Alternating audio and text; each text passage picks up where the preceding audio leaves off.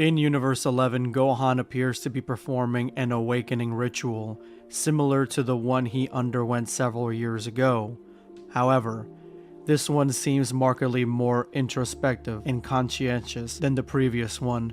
Will Gohan emerge completely transformed from the experience? Amaron, the Venerable Heir, had read Doula's memories and put his finger on the wonder he felt towards Salaga. He understood much later that Amaron had sent Salaga to meet him because Doula could never have refused a proposal from the person he admired the most. The opportunistic nature of the Venerable Heir led him to play on Doula's feelings, using them against him to win his devotion. Doula was equally quick to understand this, but he didn't attach any importance to it since their respective objectives were so closely aligned. Indeed, Doula and the others shared a common vocation, glory, certainly on different scales, and it was by moving forward with such prestigious people that he convinced himself he couldn't dream of anything better. The echo of his name spread and merged with that of the magicians he admired. Salaga had always considered Doula to be his equal,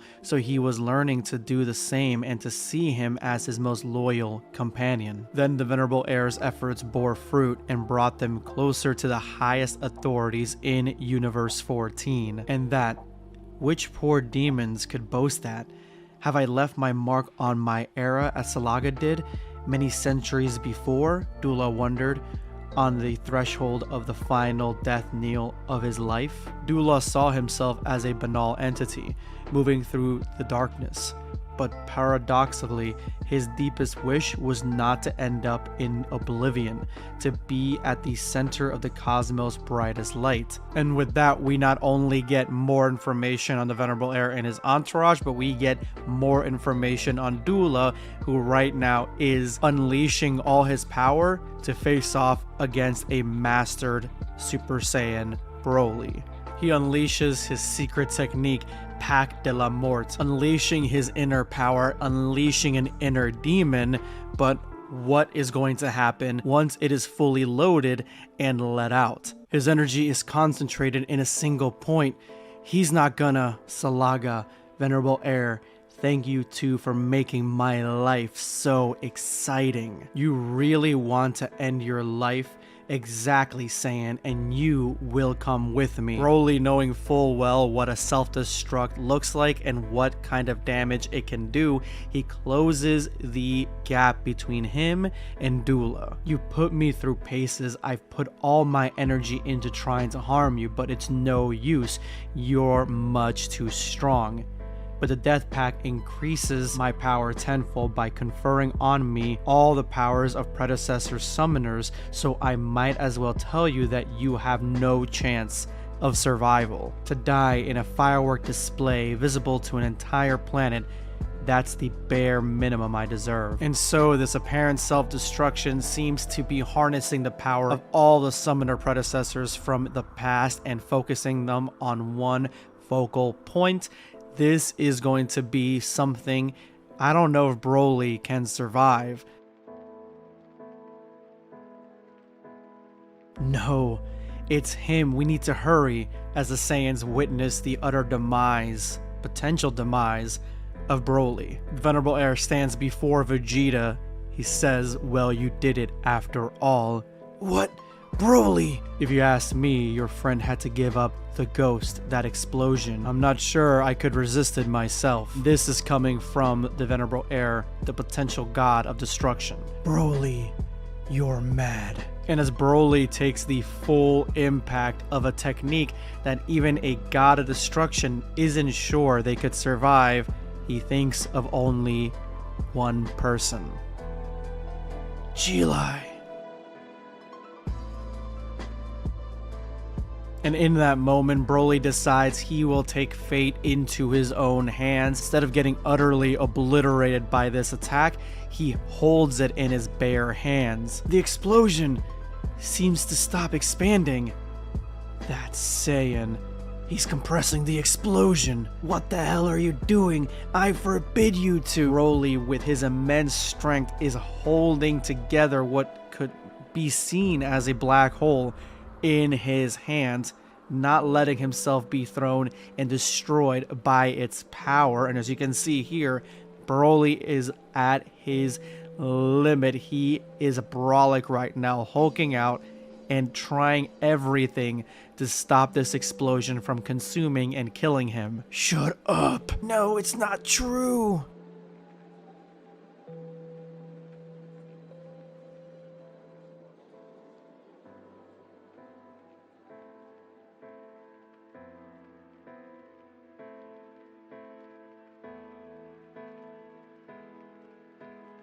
Well done, my friend. You saved us all. You can be proud of yourself.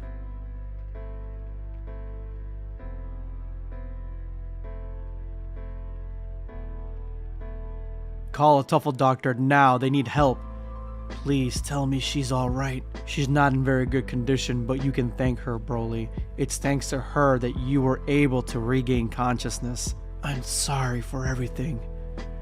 I didn't mean to. Kale, you mustn't move. You're in no condition. Broly, it's not your fault. I know, but move, Broly! After seeing the destruction of his loyal servant, someone who's been with him for years, a great summoner and magician, just utterly be destroyed by his own attack, failing to destroy the Saiyan he was attacking, the venerable Heir has had enough and attacks Broly while he is down in his blind spot, and the only one that has come to his aid and to save him is Vegeta. Vegeta blocks and the chain narrowly misses Broly, only cutting his arm, smashing into the rock, destroying everything. Vegeta has saved Broly from the sneak attack, and the venerable Heir himself is now all alone without any allies and completely unshaken by the demise of his friends. As far-sighted as I may be, I must admit,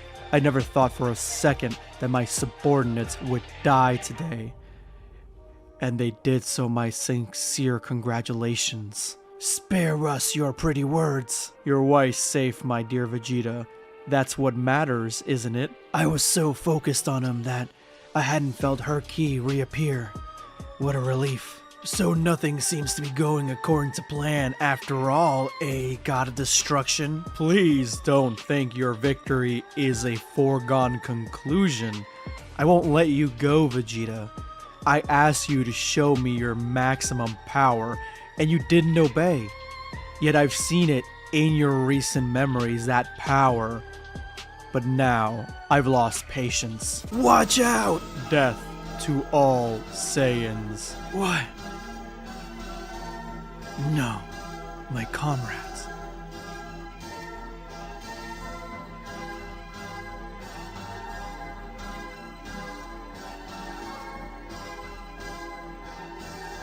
Bastard. Where did Vegeta go? Here it is. That's exactly what I saw. He used it. I didn't see him move. And yet, Vegeta, he is awake. King Sadala is awake. Where is the demon? What happened?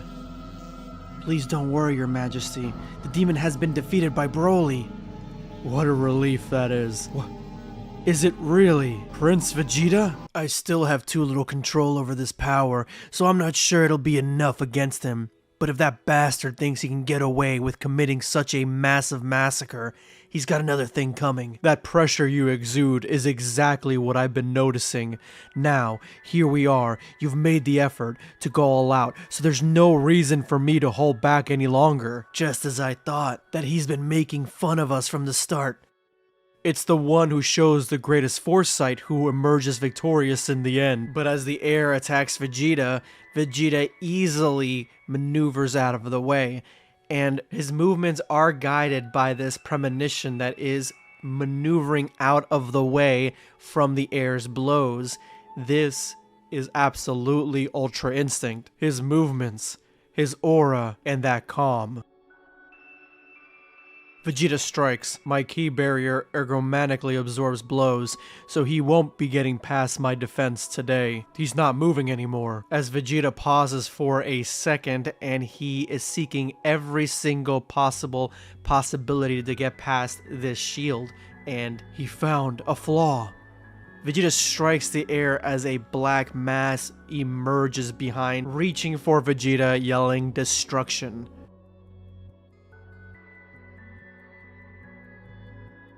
A Hakai of this level we have not seen Vegeta face off against.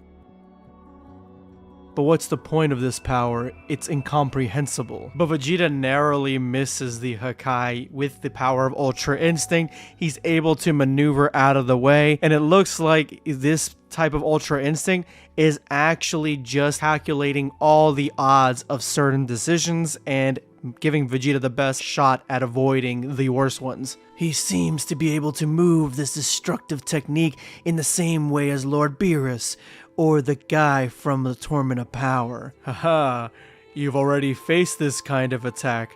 Am I wrong? No, I'm not wrong. I'm never wrong.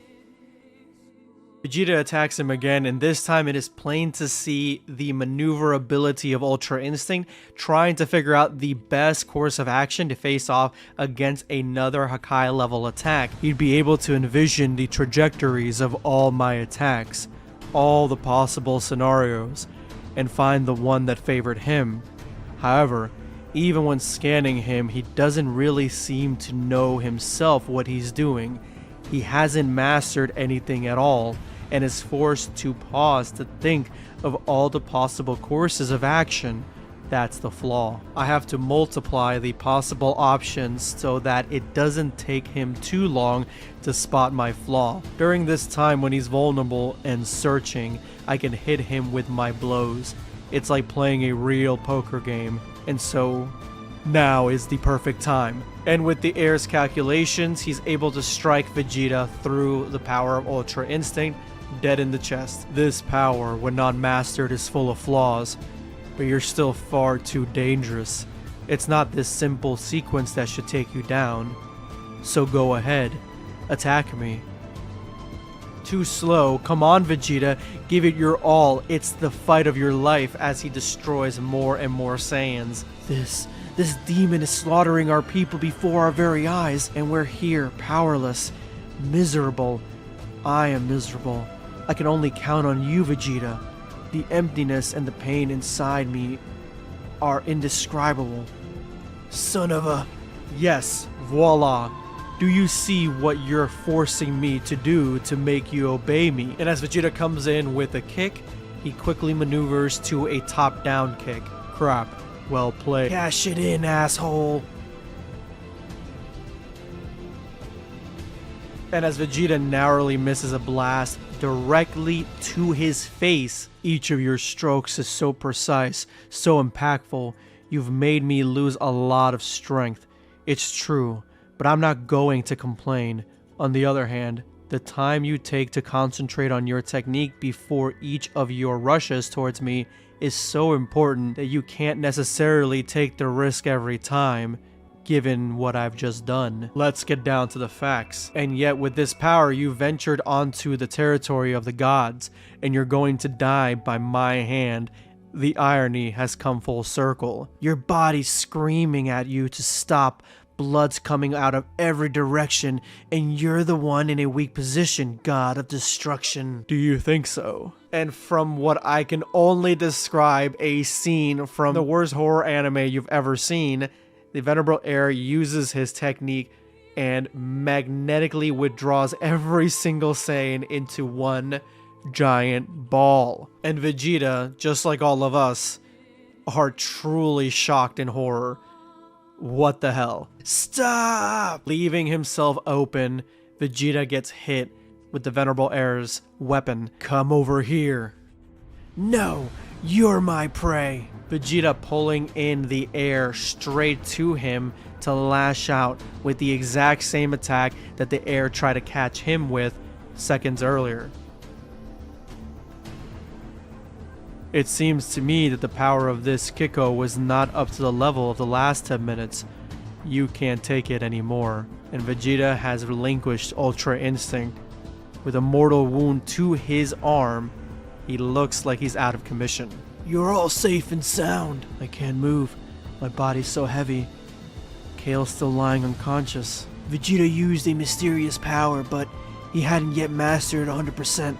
The backlash was terrible. With that, it looks like this fight is finally over. Vegeta's power is completely gone, and the Heir is the only one left standing, technically. And that is the end of this brand new Dragon Ball KAKUMEI chapter.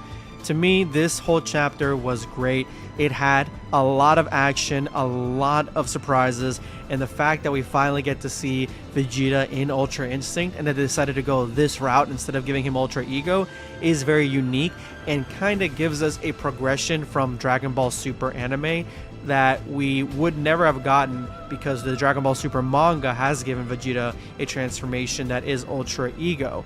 Because after Dragon Ball Super's anime, it would have been believable for Vegeta to also try to go into Ultra Instinct. So this is very interesting. I like the Heir's abilities, but I like the way that KAKUMEI portrays Ultra Instinct the best, because it made it seem like it was some sort of premonition thing, a premonition type of technique, and his body was just reacting to it. So I guess that is technically what it is, but I love seeing the arrows and like all the probabilities and stuff. I like seeing all that actually physically shown and drawn. So again, great chapter. Let me know what you guys think. Subscribe for more content. Or perish.